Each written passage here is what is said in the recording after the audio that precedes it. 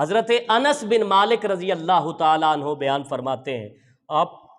حضور کے ہاتھوں کا حسن کیسا تھا۔ حضرت انس بن مالک رضی اللہ تعالیٰ عنہ بیان فرماتے ہیں کہ میں 10 سال حضور کی خدمت میں رہا،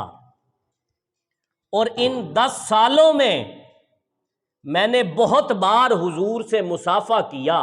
آپ فرماتے ہیں کہ لوگ کہتے ہیں کہ ریشم بڑا نرم ہوتا ہے، لیکن حضور کے ہاتھ ریشم سے بھی زیادہ نرم و ملائم تھے۔ پھر حضرت جابر بن سمرہ رضی اللہ تعالیٰ عنہ بولے، آپ فرماتے ہیں کہ حضور علیہ الصلوۃ والسلام کی یہ عادت کریمانہ تھی کہ حضور جب نماز سے فارغ ہو کر باہر تشریف لاتے تو باہر بچے اکٹھے ہوتے، تو حضور بچوں کی گالوں پہ پیار دیا کرتے اور تھپ تھپایا کرتے بچوں کے گالوں کو۔ آپ فرماتے ہیں کہ ایک دن ظہر کی نماز تھی، حضور نماز ادا کر کے باہر نکلے،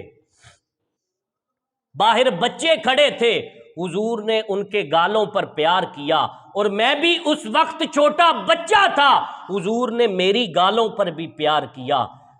جب یہ روایت وہ بیان کر رہے ہیں اس وقت وہ جوان تھے۔ حضرت جابر بن سمرہ رضی اللہ تعالیٰ عنہ فرماتے ہیں کہ خدا کی عزت کی قسم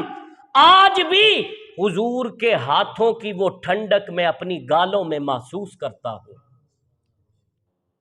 اور حضور نے جب میری گالوں پر تپ تپایا اور پیار کیا